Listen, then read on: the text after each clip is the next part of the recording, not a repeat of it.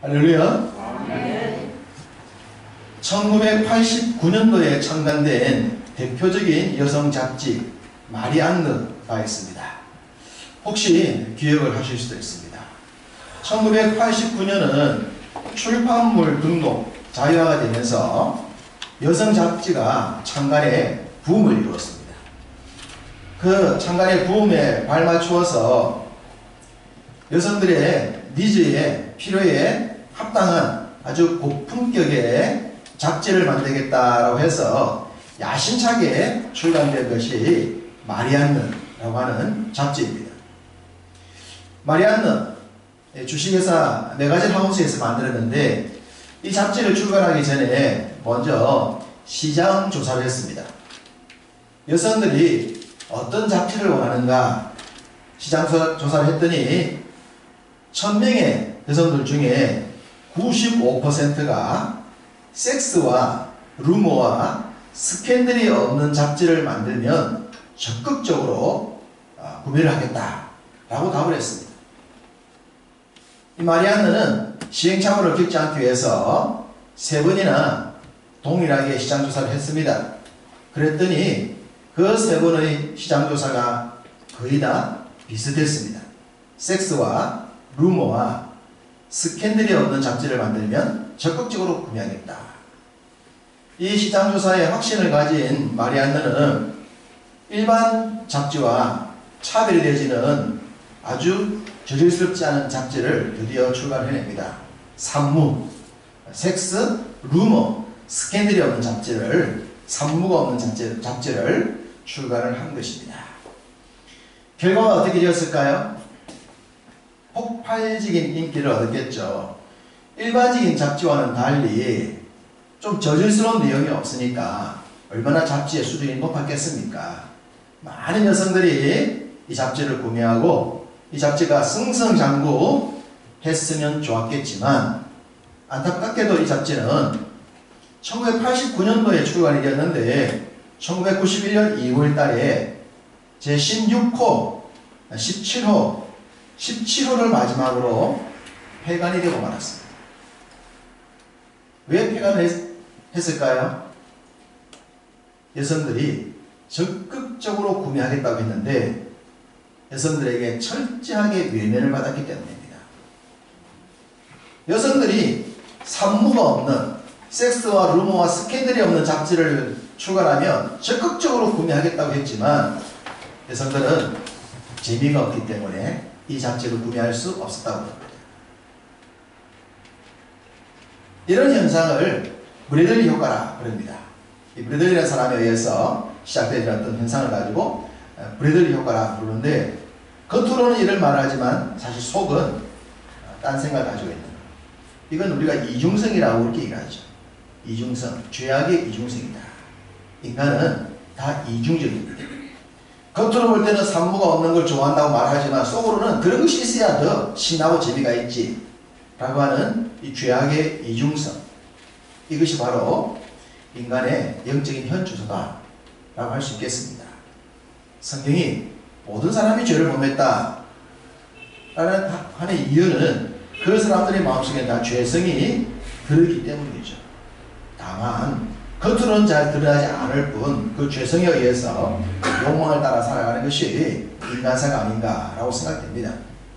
우리가 성경을 보게 되면 이 땅에 얼마나 죄악이 많이 가득 차 있는가를 알 수가 있고 하나님께서는 그 죄악이 많은 땅을 치유하시고 사람들을 치유하시려 하신다라고 하는 것을 알 수가 있습니다.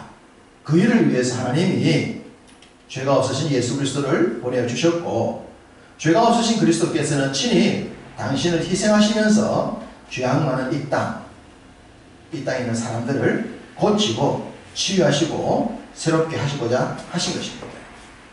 우리 예수님의 사역, 복음서에 기록이 되어져 있습니다. 복음서를 보게 되면 우리 예수님의 여러 행적을 볼 수가 있는데 우리 예수님의 그 행적 중에 감난산을 중심으로 이루어진 일들이 여러 있음을 보게 됩니다. 예수님의 사역에 많은 곳이 감난산과 관계가 있습니다. 이 감난산은 바로 건너편에 예루살렘 성전이 있고 그 성전에서 서로 마주 볼 수 있는 곳이 감난산이에요.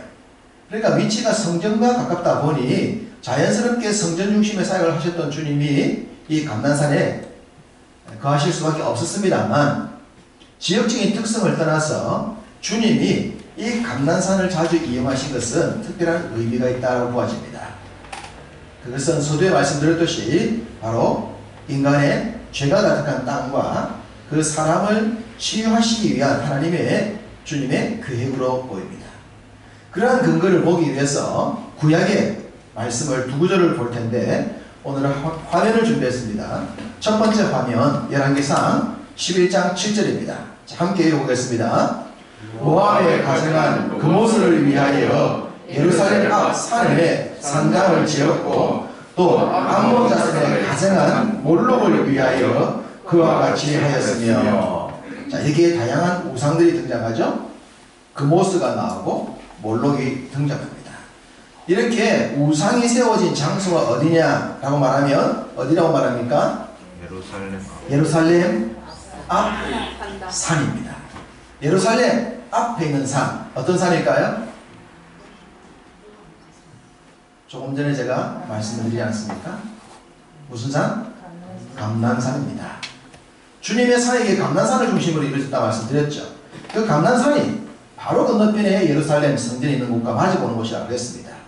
이 예루살렘 성전이 있는 곳에서 바로 앞으로 쳐다보면 있는 산이 감난산입니다. 이 감난산에 우상이 많았다라고 얘기하고 있습니다. 또 한 구절을 봅니다. 열왕기하 23장 13절입니다. 화면에 보실 겁니다. 있습니다.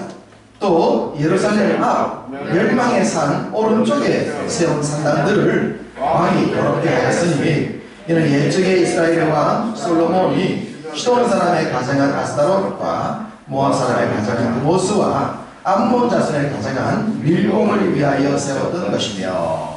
자, 여기도 앞서 열왕기상에 나왔던 이 그모스, 몰록, 밀공 그리고 아스타롯까지 추가해서 더 많은 우상이 세워져 있었다라고 얘기를 합니다.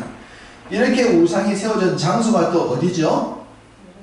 예루살렘 앞 산인데 그냥 산이라 하지 않았습니다. 무슨 산? 멸망산이다. 왜요? 우상이 가득했으니 멸망할 수밖에 없는 땅이라고 하는 거예요. 멸망시킬 수밖에 없을 정도로 죄악이 관여있던 땅을 주님이 멸망시키셨듯이, 죄악이 가득했던 소돔과 고모라가 멸망을 당했듯이 우상이 가득했던 산, 그래서 멸망산이라 불렸던 산, 바로 예루살렘 성전에서 바라보면 바로 건너편에 보이는 산, 감난산, 그 산이 그렇게 죄악으로 가득한 땅이었다는 겁니다. 우리는 신약 성경을 보면서 예수님이 이 감난산에서 하시는 일가지 얘기들을 보면 감난산이 굉장히 우리에게 우호적으로 다가옵니다. 그러나 그 우호적인 땅이 실질적으로는 구약의 배경을 볼 때는 멸망산으로 불릴 만큼 우상이 많았던 죄악이 가득했던 땅이었다는 걸 알 수가 있습니다.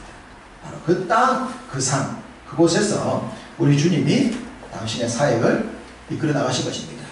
그것은 바로 그 죄악이 많은 땅을 치유하시고 그곳에 있는 인생들을 고쳐 새롭게 하시기 위한 주님의 계획이 계셨기 때문입니다. 우리는 성경을 보면서 우리 예수님을 생각하면 예수님이 감난산에서 사역하셨다라는 생각할 때 이 감난산과 연관되어진 굉장히 유명한 성경 내용을 한두 가지 생각할 수 있을 겁니다. 그 중에 하나가 습관을 쫓아 이 감난산에 가신 주님의 모습입니다. 복음서는 예수님이 감난산에 자주 가셨다라고 하는 것을 무엇으로 표현합니까? 습관을 쫓아. 습관이 되셨어요. 그곳에 가는 것이 너무나 당연한 거예요. 그래서 습관이죠. 습관대 평범하듯이 예수님이 습관을 쫓아 감난산에 가셨는데 예수님이 그 감난산에 사셨던 가장 많은 게 뭐였습니까? 기도였습니다. 감난산에서 기도하신 거예요. 습관을 쫓아 기도하시러 이 감난산을 찾으셨던 거예요. 왜? 이 감난산은 죄악이 가득한 땅이었기 때문에 그 땅을 고치시기 위해 당신이 먼저 그 산을 습관을 쫓아가셔서 기도하시면서 땅을 치유하시고 사람을 치유하시고자 하셨던 것입니다. 또 하나, 이 감난산에서 우리 주님의 기도 가운데 가장 대표적인 기도가 무슨 기도입니까? 십자가를 지기 전에 최후로 이곳에서 기도하지 않았습니까? 이곳에서 기도하시면서 내 뜻이 아니라 아버지의 뜻대로 되기를 원합니다 라고 기도하셨던 장소가 이 감난산입니다. 감난산에서 당신의 최후의 기도를 드렸는데 성경은 이때 기도하는 주님의 모습을 땀방울이 빗방울같이 보였다고 했습니다. 목숨을 걸고 기도하신 거예요. 당신이 이 땅의 사역을 정리하기 전 마지막 기도하셨던 그 장소, 그 감난산에서 목숨을 걸고 기도하셨던 것입니다. 그만큼 그는 그 산을, 그 땅을, 그 죄로 가득했던 인생들을 치유하시고 고치시기를 원하셨던 거예요. 그것이 주님의 감난산 사역 중심입니다. 자, 그러면 이 감난산과 연관된 또 하나의 기록을 보겠습니다. 지금부터는 세 구절 정도를 쳐다보겠습니다. 요한복음 8장입니다. 우리가 마태복음을 펴놓았으니 앞쪽으로 뒤로 넘어가서 요한복음 8장 1절과 2절입니다. 신약성경 157쪽입니다. 요한복음 8장 1절과 2절 함께 읽습니다. 예수는 감난산으로 가시다. 아침에 다시 성전으로 들어오시니 백성이 다 나온지라 앉으사 그들을 가르치시다니. 자, 이 말씀은 감난산에서 오셔서 성전으로 가셨다. 말씀드렸죠? 감난산과 성전은 서로 마주보고 있고 가까운 곳입니다. 걸어서 가기에 적당한. 주님이 이 감난산 중심에 계시면서 성전에 가셨다가 나오셨다가 또 다른 지역 가셨다가 다시 감난산 오시는 그런 행적을 보여주시는데, 바로 요한복음 8장은 감난산에서 오셔서 성전 들어갔는데 있었던 일입니다. 감난산과 관계가 있는 거죠. 자, 3절 이하에 보면 우리가 잘 알고 있는 내용이 나옵니다. 어떤 내용입니까? 현장에서 가늠하다 붙잡혀온 여인에 대한 내용입니다. 이 내용이 바로 감난산 중심으로 이루어졌는데, 현장에서 붙들려 잡혀왔던 그 여인에게 사람들이 그 여인을 죽여라는 것으로 우리 예수님을 시험하는 내용이지 않습니까? 이 메시지에서 우리 주님이 전하고 있는 핵심이 뭡니까? 누가 죄인이냐? 라고 하는 것이죠. 누가 죄인이냐? 이 여인을 붙들고 왔던 사람들은 이 여자가 죄인이라고, 이 여자를 죽여야 한다고, 그래서 벌떼처럼 돌을 들고 왔는데 우리 주님이 누가 죄인이냐? 라고 지적을 하시는 겁니다. 죄 없는 자가 누구냐라는 거죠. 아무도 돌을 던지지 못해요. 누가 죄인이냐? 그리고 주님이 누가 죄를 사할 수 있는가를 가르쳐 주십니다. 돌을 들고 여자를 잡아왔던 사람들은 죽여야 된다고 생각했겠지만 주님은 그 자리에서 누가 죄인이며 누가 죄를 용서할 수 있는가를 통하여 사람들을 물리치시고 그 여인을 용서하시는 장면을 우리에게 가르쳐 주십니다. 이 사건은 바로 우리에게 죄인된 인생들을 사시고 용서하시고 고치시는 분이 누구신가를 가르쳐 주고 있는 거죠. 그 메시지도 바로 이 감난산 중심에, 감난산에서 성전으로 오셔서 있었던 일이라고 하는 것을 우리가 놓치지 않았으면 합니다. 멸망산으로 불렸던 감난산. 그런데 신약에 넘어오면 멸망산이라 불리지 아니하고 감난산으로 불리는데, 우리 예수님은 이곳을 새롭게 하시기 위하여 이곳을 기도의 장소로 정하셨습니다. 그리고 그곳에서 열심히 기도하셨고 그 땅을 새롭게 하기를 원하셨습니다. 그리고 그곳에서 최후의 기도를 들으시면서 그 땅을 더욱더 새롭게 하기를 원하셨던 것입니다. 우리는 이 감난산을 기억하게 되면 아주 기념비적인 내용들을 보게 되고, 지금의 감난산을 가도 그 기념비적인 상징물들이 남아있음을 보게 되는데, 또 하나의 기념비를 보고자 합니다. 자, 누가복음 11장입니다. 요한복음에서 거꾸로 좀 내려가시면 누가복음 11장 1절입니다. 신약성경 111쪽에 있습니다. 누가복음 11장 1절 말씀 함께 읽겠습니다. 예수께서 한 곳에서 기도하시고 마치시매 제자 중 하나가 여짜오되 주여 요한이 자기 제자들에게 기도를 가르친 것과 같이 우리에게도 가르쳐 주옵소서. 자, 요한의 제자들이 요한에게 기도 훈련을 받은 것 같아요. 그러니까 예수님의 제자들이 요한의 제자들을 보면서 그 기도를 가르치는 것이 부러웠던 것 같습니다. 다른 교회에서 성경을 가르치는 것이 부러우면 여러분도 담임 목사님 오셔서 목사님 우리에게도 성경을 가르쳐 주세요 이렇게 해야 되는 거죠. 예수님의 제자들이 그랬던 거예요. 예수님 우리에게도 기도를 좀 가르쳐 주세요. 그래서 주님이 가르쳐 줄 기도가 무슨 기도입니까? 주기도문입니다. 주기도문은 제자들이 가르쳐 달라고 해서 주님이 가르쳐 주신 기도예요. 그러니까 성도들이 원해서 주님께 배운 기도가 주기도문입니다. 그 주기도문이 바로 이곳에서 가르쳐졌는데, 그러면 이 장소가 어디냐? 이 장소가 1절을 보시면 예수께서 한 곳에서 기도하시고, 자, 이곳이 어딜까요? 감난산일 가능성이 높다는 겁니다. 우리 예수님의 기도의 스타일을 보면 이해를 위해서 바로 앞장을 봅시다. 10장 후반부 38절부터 보십시오. 누가복음 10장 38절부터 보시면 누가 등장하고 있습니까? 마르다와 마리아, 나사로 가정입니다. 자, 이들의 집이 어디죠? 베다니. 마르다, 마리아, 나사로가 살았던 지역은 베다니입니다. 자, 베다니가 어디냐라고 말하면 베다니에서 감난산을 통하여 성전으로 가게 됩니다. 감난산과 붙어 있어요. 베다니, 감난산, 성전. 그러니까 지금 바로 앞에서 베다니의 나사로 집에 가셨다가 우리 주님이 그 뒷장으로 오면 한 곳에서 기도하시고 라는 것으로 이어진단 말이에요. 그러니까 베다니에 머물렀던 주님이 나중에 기도하시러 어디로 갔겠습니까? 당연히 감난산으로 가셨을 것이다. 그러니 이 주기도문도 감난산에서 가르쳐졌을 것이다 라고 충분히 유추할 수가 있습니다. 이 감난산, 우리가 지금의 감난산에 가게 되면 주기도문 교회를 보게 됩니다. 주기도문 교회. 주님이 이 기도를 가르쳤던 장소를 기념하기 위하여 교회가 세워져 있는데 그 교회가 주기도문 교회예요. 그러면 그 주기도문 교회가 진짜로 주님이 그곳에서 주기도문을 가르쳐준 장소냐? 라고 하면 그건 알 수가 없습니다.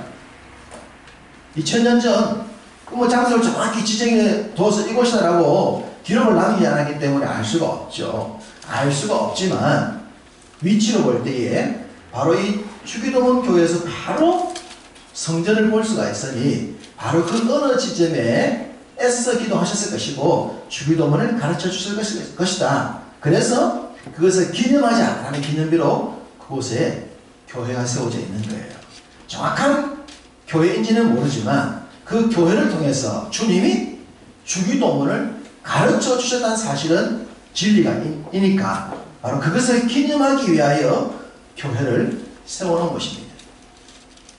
어떤 의미에서는 그런 것을 봄으로 말미암아 우리 주님이 주기도문을 가르쳤지 라고 생각할 수가 있으니 장소적 의미로 봐서도 참 귀하다라고 생각됩니다.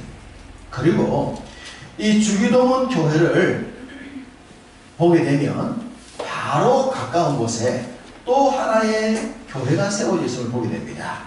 그 교회는 우리 예수님이 승천하신 것을 기념하는 승천 기념교회가 주기도문 교회와 아주 근접한 곳에 서 있습니다. 그러면 주님이 승천하신 장소 또 어디였을까? 성경 구절을 한 구절 더 보겠습니다. 사도행전 1장입니다. 좀 뒤로 넘어가셔서 187쪽입니다. 사도행전 1장 9절과 12절을 보겠습니다. 사도행전 1장 9절과 12절 말씀 읽겠습니다. 이 말씀을 마치시고 그들이 보는데 올려져 가시니 구름이 그를 가리어 보이지 않게 하더라. 제자들이 감람원이라 하는 산으로부터 예루살렘에 돌아오니 이 산은 예루살렘에서 가까워 안식에 가기 알맞은 길이라. 자, 주님은 지상대의 명령을 주시고 난 뒤에 주님이 승천하셨어요. 그러고 난 뒤에 제자들이 돌아왔죠. 예루살렘으로, 성전으로 돌아왔어요. 돌아왔는데 돌아온 곳이 어디로 돌아왔다? 감람원이라는 산으로부터, 감난산에서부터 돌아온 겁니다. 그러니까 주님이 승천하신 곳 어디입니까? 감난산인 거예요. 감난산에서 주기도문을 가르치셨고 감난산에서 승천하셨던 겁니다. 그래서 고고학적으로 정확한 장소를 찾아서 100% 맞는지는 알 수가 없지만 이곳에 교회를 세울 때는 그래, 주님이 감난산에서 주기도문을 가르쳤고 감난산에서 승천하셨으니 이곳 어디쯤 아니겠느냐. 그래서 감난산의 높은 곳을 찾아가서 좀 더 높은 곳에서 올라가셨을 거니까 그곳에 교회를 하나 세운 겁니다. 그 교회가 승천 기념교회입니다. 사진을 보여드리겠습니다. 승천 기념교회 이렇게 생겼습니다. 찾아가 보시면 이렇게 생겼어요. 이렇게 생겼는데 이 교회가 지금 소유가 아랍 이슬람입니다. 처음에는 아니었는데 뺏겼어요. 저 교회가 지붕이 있죠. 처음에는 지붕이 없었습니다. 우리 주님이 승천하시기 좋으시라고 지붕이 없는 교회를 만들어놨어요.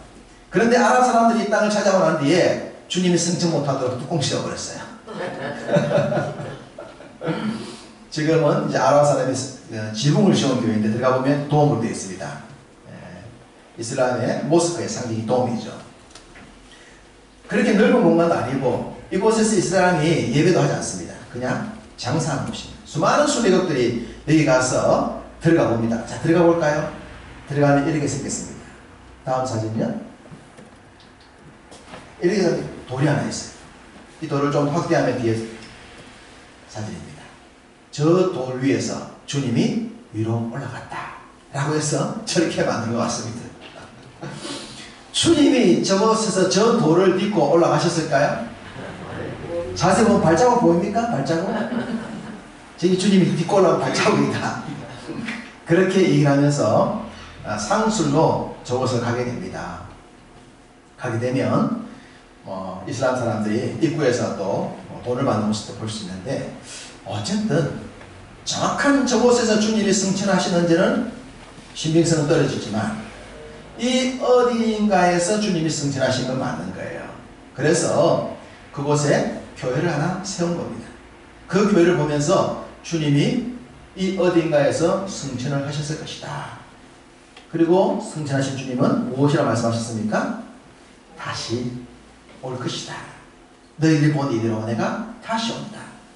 이 교회를 볼 때마다 우리가 재림의 주님을 기억하게 되는 거죠. 승천하신 주님, 그래, 다시 오실 거야. 장소가 정확히는 알 수가 없지만 이 어딘가에서 승천하신 주님은 반드시 다시 오신다 하셨으니 다시 오실 것이다. 이 기념비적인 교회를 보면서 우리가 진짜냐 가짜냐를 떠나서 주님이 이곳에서 기도하셨고 주님이 기도를 가르치셨고 주님이 이곳에서 승천하셨기 때문에 다시 오실 것 또한 사실이니 그 교회를 기념비로 생각하면서 살아가는 것은 우리의 믿음의 유익이 되는 것입니다.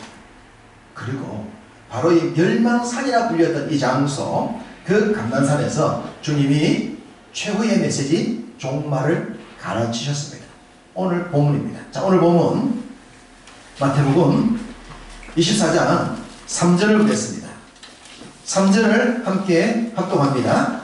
예수께서 감난산 위에 앉으셨을 때에 제자들이 조용히 와서 이르되 우리에게 이르소서 어느 때에 이런 일이 있겠사오며 또 주의 임하심과 세상 끝에는 무슨 징조가 있사오리까. 1절에 이어서 주님이 종말을 얘기하신 겁니다. 그러니까 제자들이 감난산에서 주님께 묻는 거예요. 주님, 종말은 언제 어떻게 언제 이루어질까요? 그때의 현상은 어떤 것이고 이런 걸 물은 겁니다. 그러니까 주님이 바로 그 감난산에서 최후의 종말을 가르친 겁니다. 참 신기하지 않습니까? 구약성경 열왕기상에 열왕기하에 멸망산이라고 그랬습니다. 그 멸망산, 그 산에 앉으신 주님이 지금 인류의 종말, 멸망에 대한 말씀을 주고 계십니다. 구약에는 우상이 가득해서 그 산을 멸망산이라 불렀지만 이제는 주님이 재림하심으로 이 세상에 멸망이 임할 것이다 라고 말씀하십니다. 멸망의 현상이 구체적으로 어떨 것이며 어느 때에 이루어질 것인가 라고 하는 것은 성경에 여러 가지가 기록되어 있지만 다양합니다. 때는 알 수가 없죠. 다만 오신다는 사실인데 그 멸망의 때가 되면 주님이 재림하시게 되면 이 세상은 심판을 받게 될 것입니다. 그러나 성도들은 예수 그리스도를 구주로 믿고 하나님의 자녀로 거듭나서 주님의 재림을 기다리고 소망하는 성도들은 멸망이 아니라 구원을 받게 된다고 하십니다. 믿습니까? 네. 이것이 멸망산의 메시지의 핵심이지 않습니까? 세상은 멸망할 것이다. 한때 이곳이 멸망의 땅이었지만 내가 치유하여 새롭게 만들었다. 이 메시지를 믿고 그 주님을 의지하고 다시 오실 주님을 소망하며 살아간다면 이 세상에 어느 때에 멸망이 오더라도 우리는 하나님이 예비하신 그 영원한 나라에 들어갈 줄로 믿습니다. 그 말씀, 그 가르침이 바로 주님이 사역하셨던 감난산 중심에서 이루어지기에 그곳에 세워진 교회와 그곳에서 전해진 메시지를 우리가 기념비로 간직하자는 겁니다. 그 기념비를 간직하고 그 기념비적인 말씀을 믿고 살아간다면 어느 때에 종말이 오더라도 우리는 멸망당하지 않고 영원한 천국에 들어가게 될 것입니다. 그 기념비적인 메시지를 가슴에 간직하고 그 기념비 메시지를 믿고 의지하며 살아가는 여러분 다 되시기를 주님의 이름으로 축복합니다. 아멘.